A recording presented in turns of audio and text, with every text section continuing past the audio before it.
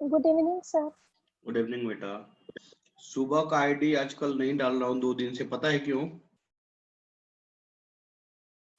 Hello बेटा। Yes सुबह sir. Class का आईडी इसलिए नहीं डाल रहा हूँ क्योंकि कुछ बच्चे नए आए हैं, 5-6 बच्चे नए हैं, तो उनको मैं डिफरेंशिएशन सिखा रहा था। सर आपकी आवाज बहुत कम आ रही है। नहीं, एक मिनट। अब जा रही है आवाज? कम आ रही है सर बहुत। हेलो, क्या हो गया?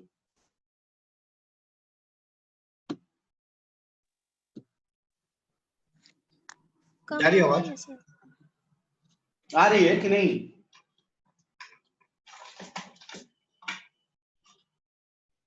रुको रुको रुको, अब आई सर। आ गई आवाज? हाँ। एक मिनट।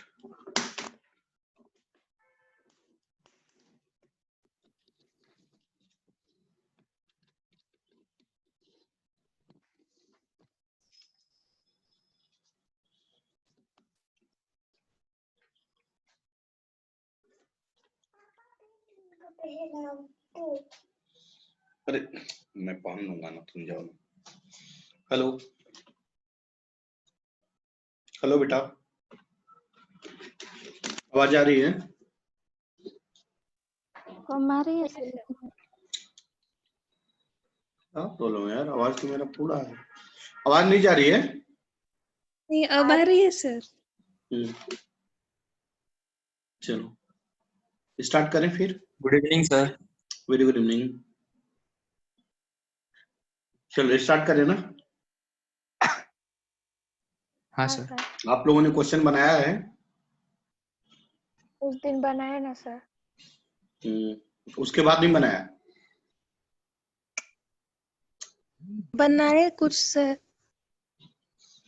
डाउट है कुछ? डाउट सॉल्व है किए हैं, जो सॉल्व किए उनमें नहीं है सर। तो मैं आगे बढ़ूं? हाँ सर बढ़ जा। चलो लिखो, हीट ट्रांसफर, हीट ट्रांसफर। रे लड़का,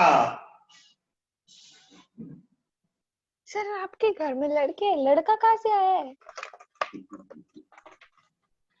इसी सबको लड़का कर। तुम्हारा क्लास है ना अभी? लिखिए हीट ट्रांसफर, टॉपिक का नाम लिखिए हीट ट्रांसफर। एक्चुअली पिताजी हमारे बोलते हैं। क्या? पिताजी बुलाना होता था हमारे घर में किसी को, तो उन्हीं का मैं सीख लिया हूँ और वही बोलता हूँ। एक पूर्वी क्वेश्चन था इसका, क्या नाम है, नैन्सी का। पूर्वी किसका सर? नैन्सी का एक क्वेश्चन है जो कि बहुत अच्छा क्वेश्चन है। कौन है सर? अरे जो अपने घर में शताक्षी। शताक्षी का क्वेश्चन है केमिस्ट्री का। कल एक मैंने बोला था ना कि एक टीचर है जो कि लेंगे क्लास। हाँ। तो शायद कौन सा तुम लोग को कौन सा पढ़ा दी वो टॉपिक? तो कौन सा टॉपिक है? ऑक्सीडेशन नंबर का है। हाँ उससे बात कर लूंगी मैं क्लास के बाद। क्योंकि वो क्विट कर दिए हैं, वो उससे क्वेश्चन पूछा जाता है, वो टॉपिक ही क्विट कर दिए हैं सर ने।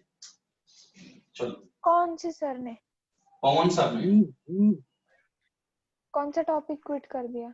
इधर बता दे इसको, क्या कौन सा टॉपिक क्विट किए हैं? अरे क्विट नहीं किया है, जैसे कि वो बताया था ना कि मतलब ऑक्सीडेशन नंबर निकलता है, जैसे वो उसी का ऑक्सीडेशन नंबर होता है, लेकिन वो एवरेज ऑक्सीडेशन नंबर होता है। तुम क्लास के बाद फोन करके बता दो। हाँ। क्लास के बाद बता देंगे। चलो हीट ट्रांसफर।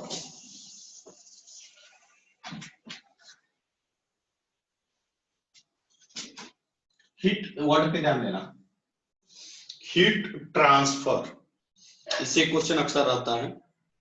मतलब इस चैप्टर्स में हम जो भी पढ़ेंगे रेट ऑफ हीट ट्रांसफर पढ़ेंगे। क्या पढ़ेंगे इस चैप्टर में? क्या पढ़ेंगे? Rate of heat transfer. Rate of heat transfer को कैसे लिखेंगे भाई? dQ/dt। इसको कहते हैं रेट ऑफ हीट ट्रांसफर। लिखते चलिए जल्दी, फटाक फटाक लिखते चलिए, ठीक है? रब करूं? रब करूं? Yes sir. हाँ, अब ध्यान दीजिएगा, एक एक्सपेरिमेंट करते हैं। मान लीजिए कंडक्टर है, ठीक है?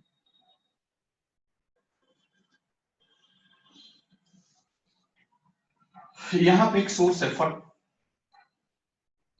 सोर्स ऑफ हीट एनर्जी है। यह हीट इसको देगा, मतलब यह हाई टेम्परेचर होगा। कोई डाउट? अब देखिए, यह हीट यहां से लेगा, यह मटेरियल कंडक्टर है तो n नंबर ऑफ मॉलिक्यूल्स हैं इसके साथ जुटे हैं। हर मॉलिक्यूल हीट एनर्जी लेकर भागना चाहेगा, कोलाइड होना चाहेगा, और ड्यू टू दिस इसका एनर्जी रैंडमली ऐसे निकलेगा।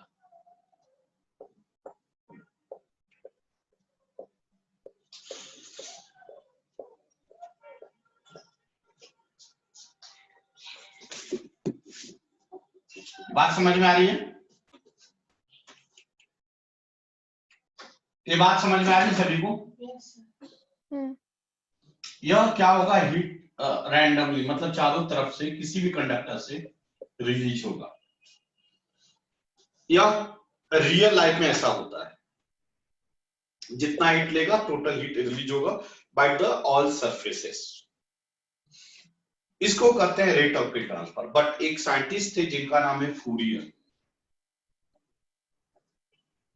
फूरियर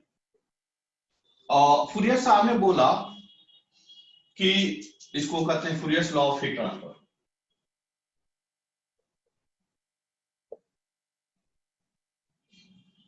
फूरियर साहब ने बोला कि यह जो चारों तरफ से हीट ट्रांसफर हो रहा है, अगर इसको नॉन कंसीडर किया जाए, यह न कंसीडर किया जाए और सिर्फ यही हीट ट्रांसफर को कंसीडर किया जाए। मेरी बात समझ में आ रही है क्या? यही मतलब यूनिडायरेक्शनल। यूनिडायरेक्शनल मतलब सिर्फ एक डायरेक्शन है। बात समझ में आ रहा है क्या? जबकि रियल लाइफ में यूनिडायरेक्शनल नहीं होता है। क्या होता है? रैंडम डायरेक्शनल होता है, मल्टी डायरेक्शनल होता है। बट फूरियर्स लॉ एप्लीकेबल है ओनली फॉर यूनिडायरेक्शनल। समझ में आ रहा है ना? Only unidirectional. अगर ऐसा हो, मतलब यूनिडायरेक्शनल हीट फ्लो हो, तो रेट ऑफ हीट ट्रांसफर जो होगा वह डायरेक्टली प्रोपोर्शनल होगा area of cross section of conductor. क्या होगा? एरिया ऑफ क्रॉस सेक्शन, या एरिया ऑफ क्रॉस सेक्शन है, area of cross section of conductor and temperature gradient. दो वर्ड यहां पे मैं लैंग्वेज में लिख रहा हूं। Rate of heat transfer directly proportional होगा एरिया ऑफ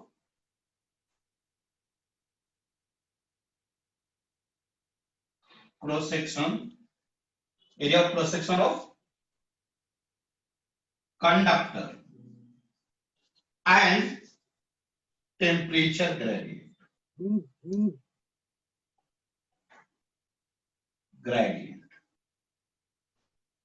यहां तक लिखे तो फटाक से रफ करूं, रफ करूं।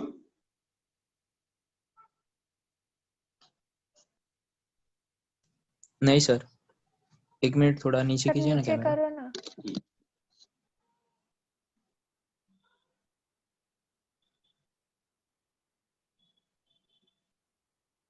दिशा Yes, बेटा, तुम 720 मार्क्स का क्वेश्चन बना रही है कि नहीं बना रही है?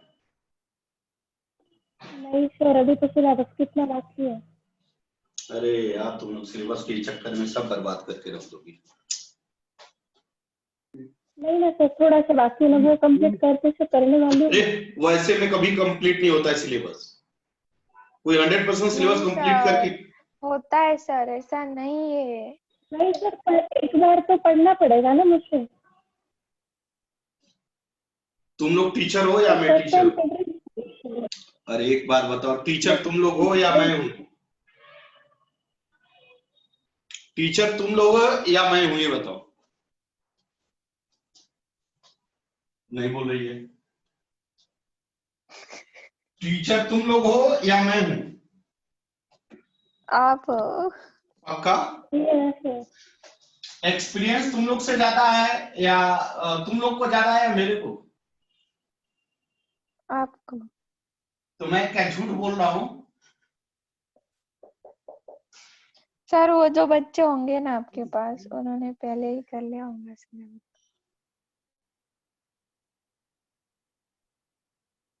करो अपने मन का था तुम लोग। देख, हाई टेम्परेचर लो टेम्परेचर, इसको कहते हैं area of cross section.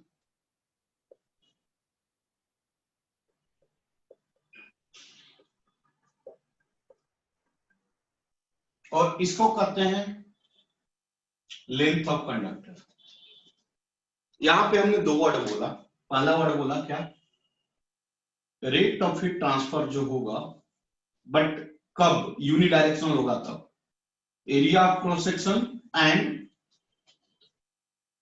Temperature gradient. Temperature gradient का मतलब होता है टेम्परेचर पर यूनिट लेंथ। क्या होता है टेम्परेचर ग्रेडियंट? मतलब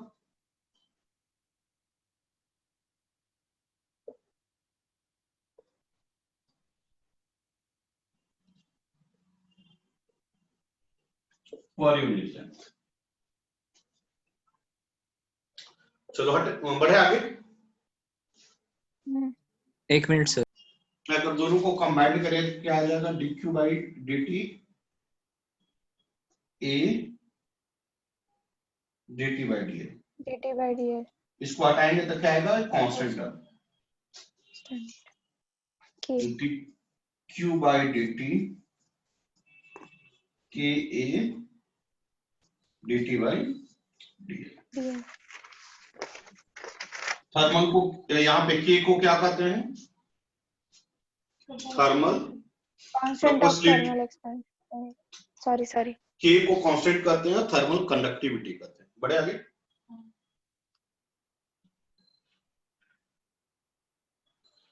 चलो बढ़े आगे।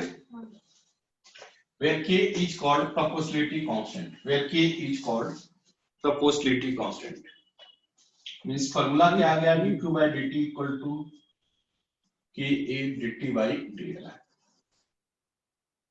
What is the unit of thermal conductivity? k क्या है? Thermal conductivity. यह किस पे डिपेंड करता है? मटेरियल और कंडक्टिंग मटेरियल पे डिपेंड करता है। क्लियर? यूनिट की बात करें तो क्या हो जाएगा? जूल पर सेकेंड। एरिया का, टेम्परेचर का, इसको क्या बोलेंगे? वाट। तो के का क्या आ गया? ये के क्या है और ये के क्या है? वो के थर्मल कंडक्टिविटी और ये केल्विन है। तो के equal to watt per metre kelvin. Unit of thermal conductivity क्या आ गया? वाट पर मीटर केल्विन।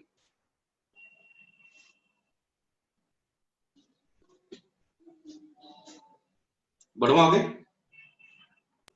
नहीं सर।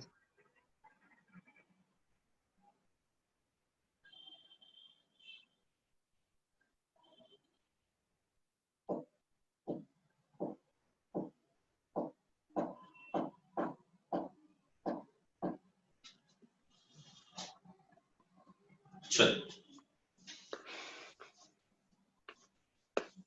अब देखिए, अब इसको थोड़ा सा एक्सप्लेन किया जाए।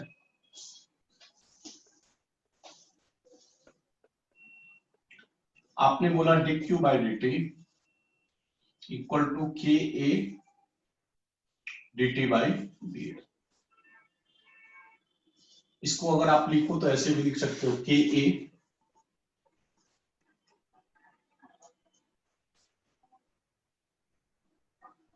T final minus T initial upon L, और यह हमेशा नेगेटिव होता है। क्यों नेगेटिव होता है?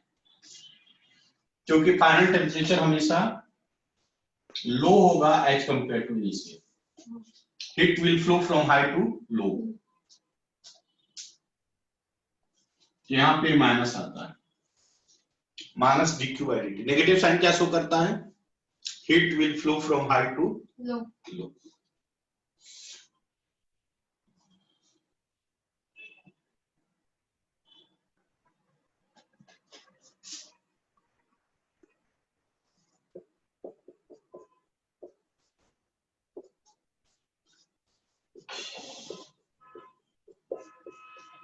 इसको आप ऐसे भी लिख सकते हो,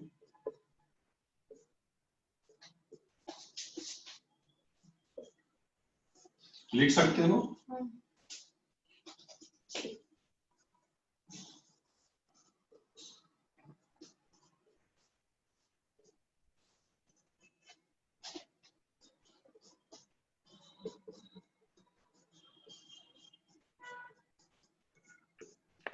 क्या इसको ऐसे लिख सकते हो?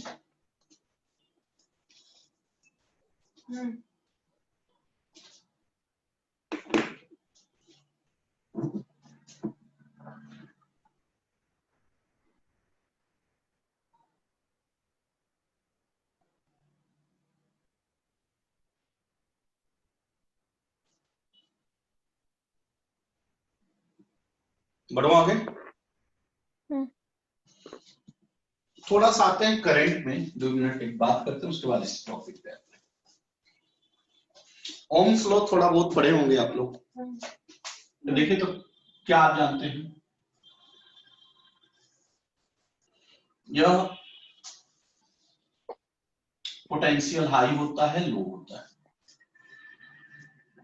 करंट पास होती है, पता है ना बेटा? और इसका लोड रेजिस्टेंस आर होता है, तो आप बोलते हैं आई आर, बोलते हैं क्या? या आप आई इक्वल टू बोलते हैं V H minus V L upon R, बोलते हैं ना? आई मतलब आप करंट बोलते हैं D Q by D T, मतलब rate of change of charge equal to V H minus V L by R, यही बोलते हैं। और इसको आप बोलते हैं रेजिस्टेंस। क्लियर? लिखे तो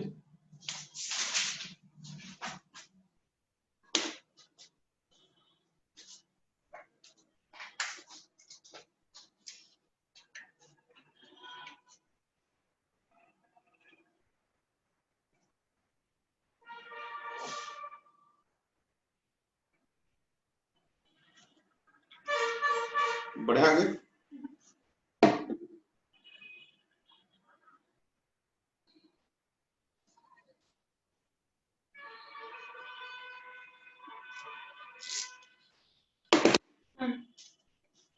सर वो ना उल्टा करके रखते जा, क्या?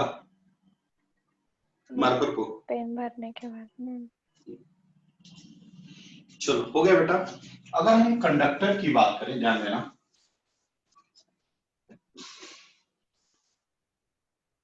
ये कंडक्टर है,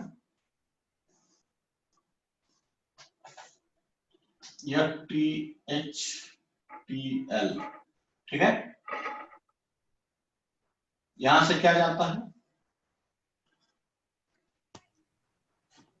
इसका लेंथ क्या है? एल। इसमें से हीट जो जाएगा उसको क्या बोलते हो? डीक्यू बाई, बोलते हो कि नहीं बोलते हो? तो dq by D t equal to क्या बोलते हो? T H minus T L by L by K। अभी बोले थे आप, बोले थे क्या? बोले थे क्या? यस अगर कंपेयर किया जाए V1 VH VL R I।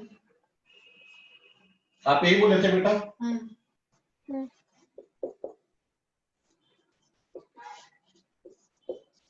यहाँ पे इसको आपने क्या नाम दिया था? रेजिस्टेंस। इसको आप क्या बोलोगे? रेजिस्टेंस।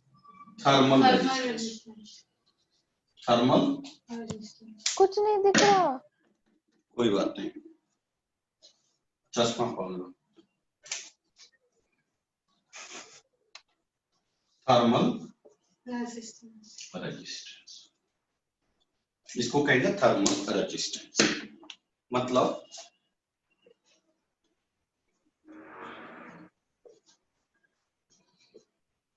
थर्मल रेजिस्टेंस, इसको RTH से indicate equal to L by K।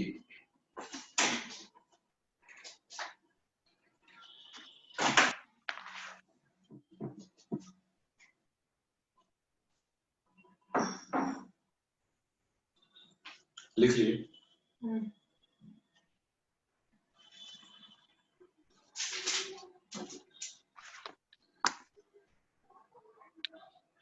इसका यूनिट की बात किया जाए तो क्या होगा बताओ तो?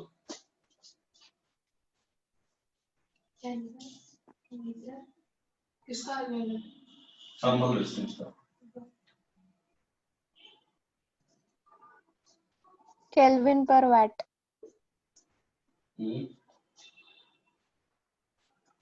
क्या है? K का यूनिट क्या है? Watt per metre kelvin. Watt metre kelvin है।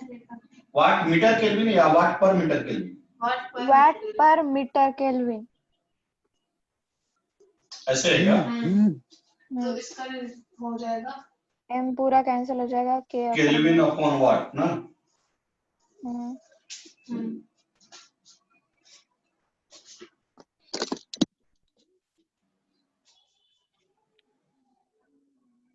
चलो बढ़े आगे।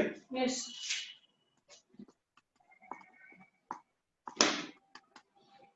तो रफ करो। तो कंडक्टर को रेजिस्टेंस के फॉर्म में लिखना होगा, हम इस तरह से लिखेंगे।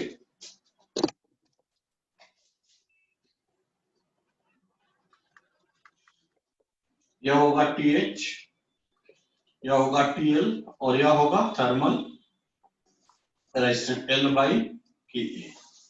और इससे क्या फ्लो होगा? dq बाई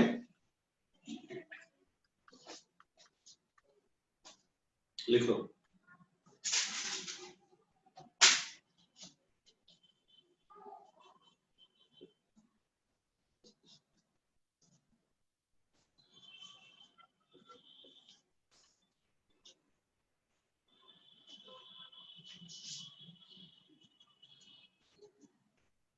बढ़ा जाए आगे।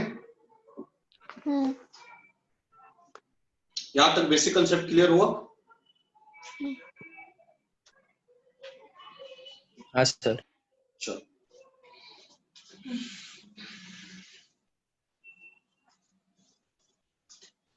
देखो, कॉम्बिनेशन ऑफ कंडक्टर्स। कॉम्बिनेशन कितने टाइप्स के होते हैं?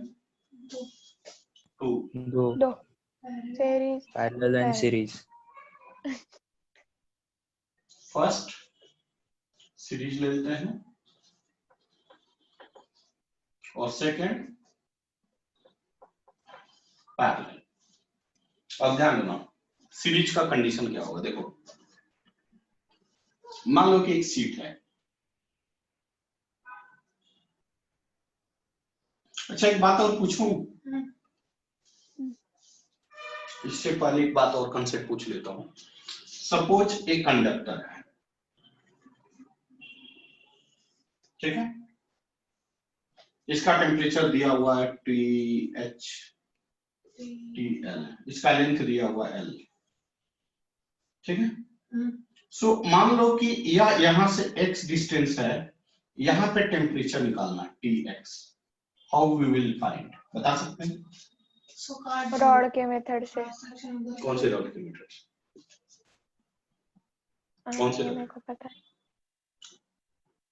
देखो ये बहुत अच्छा कंसेप्ट है और इसी से क्वेश्चन बनता है। फॉर्मूला है इसको। कोई फॉर्मूला नहीं है, कंसेप्ट है। देख यह मान लो A है, B है और C, ठीक है ना? कंडक्टिंग मटेरियल में फूरियर हाँ सर साहब sir K1 A1 T1 L2 plus K2 A2 T2 L1 upon K1 A1 क्या बोल रहे हो? L2 plus formula K2 A2 L1। मुझे फॉर्मूला नहीं पता। सुन, टेम्परेचर ऑफ मिडल। मेरी बात सुनो, वो फार्मूला कुछ नहीं होता है। मैं एक बार बोल रहा हूँ, फार्मूला कितना रटोगे? फार्मूला कंसेप्ट समझो। मेरे को याद आया बहुत। मेरा का नाम है कि कंडक्टिंग फूरियर साहब ने एक ही वर्ड बोला कि heat will transfer from unidirectional, from one point two another point in the direction of single direction में मूव करेगा। मतलब ये होगा कि यहाँ से जो जाएगा, और कहीं तो लॉस नहीं हो रहा है, जो हो रहा है यहाँ से जो जाएगा, जितना रेट ऑफ हीट ट्रांसफर यहाँ से यहाँ तक होगा, उतना ही रेट ऑफ हीट ट्रांसफर यहाँ से यहाँ तक। ये बात समझ में आई? तो अगर हम एक्सप्लेन करें तो हम क्या लिखेंगे? dq/dt थ्रो AB, ध्यान देना यहाँ पे बहुत अच्छा कंसेप्ट है, equal to dq/dt through BC equal to dq/dt through AC। ये बात क्लियर हुआ? मतलब जितना every cross section of conductor से जो रेट ऑफ हीट ट्रांसफर होगा कांस्टेंट होगा। क्या कंसेप्ट क्लियर हुआ? क्या कंसेप्ट क्लियर हुआ? अब हम कैसे रफ करूं? क्या मैं रफ करूं?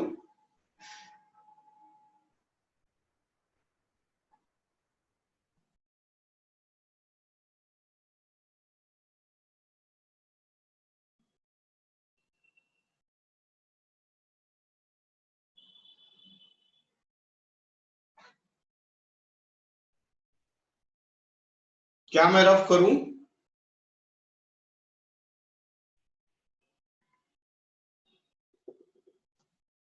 क्यों नहीं बोल रहा है रे सब? कर दीजिए सर। बहुत स्लो रिप्लाई आ रहा है, क्या बात है? पढ़ने में मन नहीं लग रहा है क्या? नहीं, किसी का रह गया होगा तो नहीं बोला होगा, इसीलिए किसी ने बोला नहीं होगा। तो वही बोल देता कि हाँ पढ़ने से रुक जाओ। ठीक है सर, बोल दूंगा। मुंह दुख जाता है क्या बोलते बोलते? B2C A to B equal to B2C। A to B क्या होगा बताओ? TH माइनस TX अपॉन कितना होगा बताइए? X by L X by K into A। ये बात समझ में आया?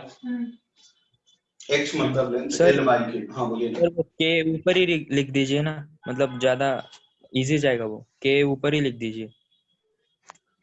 TA TH minus TX upon X KA TH minus TX नहीं TH minus TL upon L minus L X।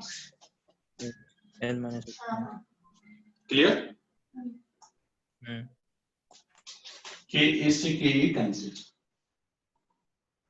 क्या ये सब रफ कर दूं नीचे का ये डायग्राम? हाँ सर। कितना आ जाएगा? TH minus TX upon X equal to TX minus TL upon L minus X। ठीक है? TH minus TX equal to X upon L minus X TX minus TL। यहां तक कोई डाउट? इसको इधर ले जाए, इसको एक साथ ले लिए। T X minus T L, कोई doubt? T H minus T X equal to X upon L minus X T X minus T L into X upon L minus X. Clear? हमारा क्वेश्चन क्या है? T x निकालना। तो इसको इधर ले लीजिए, इसको इधर ले लीजिए, कितना आ जाएगा? इधर आकर एक प्लस हो जाएगा, T L into X upon L minus X equal to X upon L minus X T X plus T X. क्या क्लियर है? कितना आ जाएगा? T H plus T L X upon L minus X, यहां पे common कर लीजिए T x, तो कितना आ गया?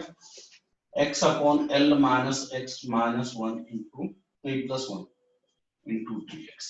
क्लियर? कितना आ जाएगा बेटा?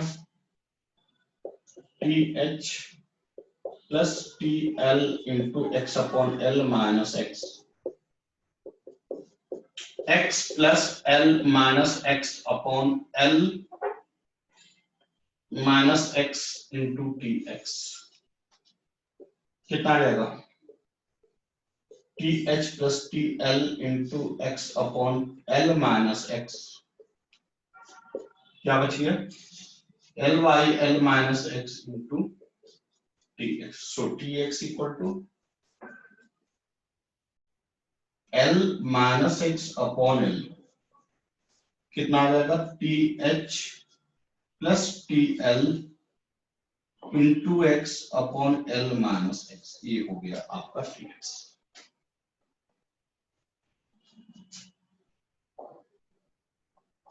हो गया? नहीं सर, बाकी डिराइव करना है। करिए।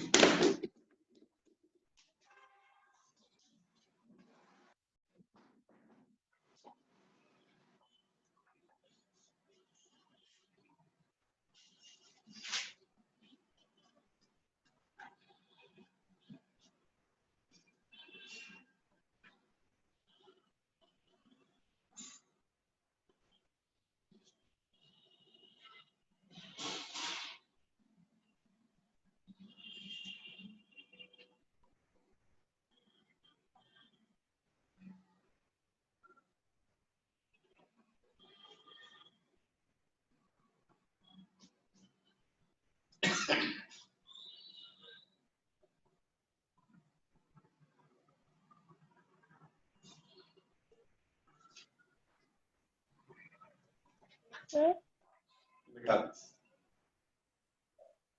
सर प्लीज वो रिकॉर्डिंग यूट्यूब पर सेंड कर दीजिए। क्या हुआ? मुझे ना पूरे वीडियो में कुछ दिख ही नहीं रहा था, अभी भी नहीं दिख रहा है, मतलब एकदम ब्लर दिख रहा है। चश्मा नहीं पहनी है? नहीं सर, और लैग भी बहुत कर रहा है वीडियो। क्या हो रहा है? नहीं सर, लैग भी कर रहा है वीडियो बहुत, नेटवर्क प्रॉब्लम है शायद है। ठीक है, भेज देना।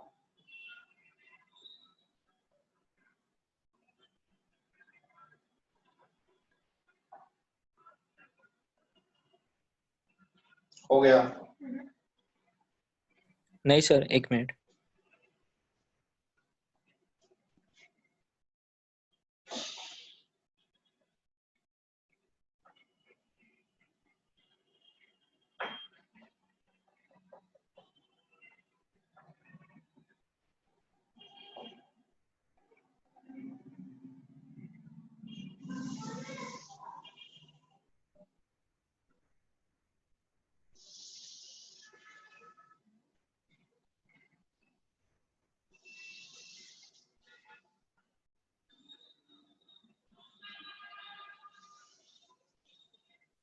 हो गया सर। सभी का हुआ?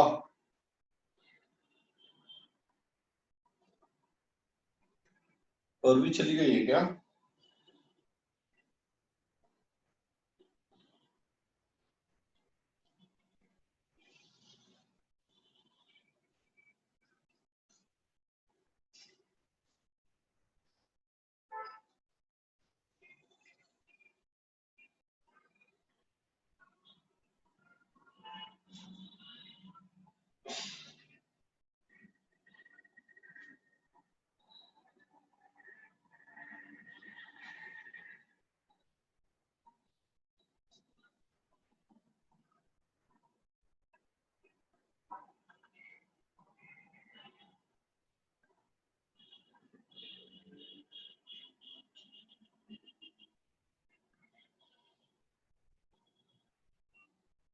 लिख लिए? हाँ सर। बढ़े आगे? Yes sir.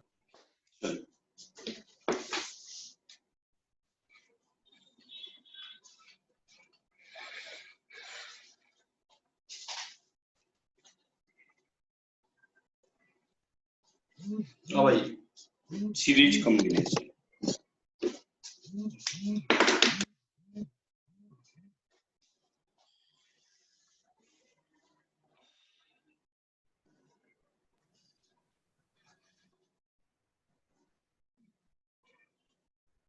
एक बात बताओ बेटा, यहाँ दो कंडक्टर है, तो जितना हीट यहां से आए उतना ही हीट इधर जाए, के लिए कंडीशन क्या होना चाहिए? दोनों की जितना हीट ट्रांसफर इक्वल होनी चाहिए। जितना रेट। हीट इधर से आए उतना ही हीट इधर जाए।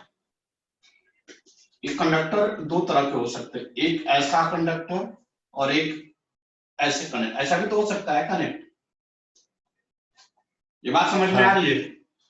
अब यहां से हीट जो जाएगा क्या सभी इसमें जाएगा? नहीं, यहां से बहुत सारे हीट कन्वेक्शन में चला जाएगा बाहर। एरिया सेम होना चाहिए। इसका मतलब कंडीशन क्या हो गया? पहला point, area of cross section in the case of series combination should be same. Same. पहला वर्ड लिखिए,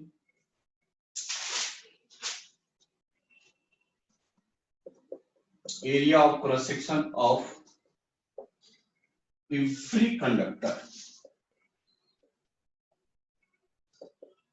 should be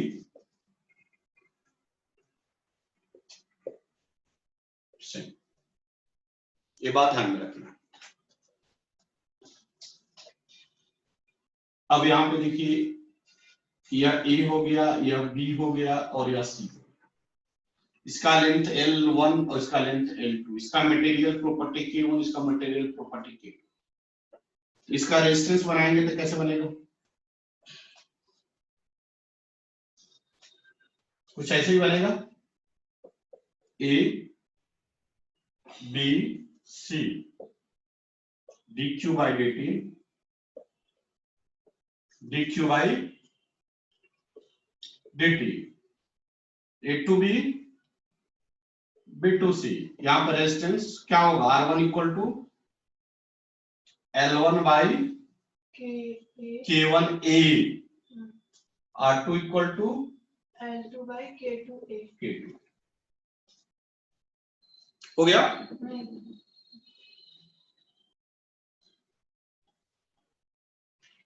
रेजिस्टेंस सीरीज में क्या आता है? सीरीज में R1 plus R2 plus R3। R1 plus R2 कितना आ जाएगा भाई?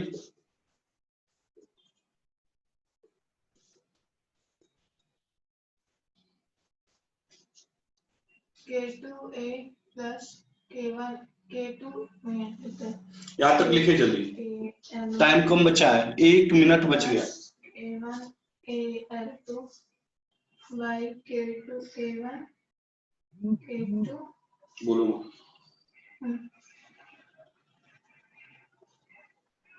बढ़ो आगे।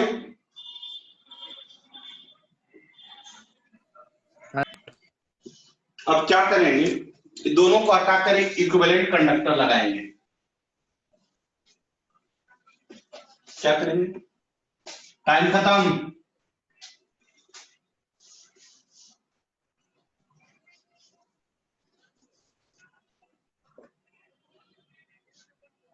क्या होगा? आर इक्विवेलेंट क्या होगा? L1 plus L2 upon K equivalent into A। और इसका वैल्यू यहां पुट करेंगे, कैलकुलेट कर लेंगे, आंसर आ जाएगा। इसका वैल्यू इसमें पुट करेंगे और हाँ K इक्विवेलेंट निकाल लेंगे।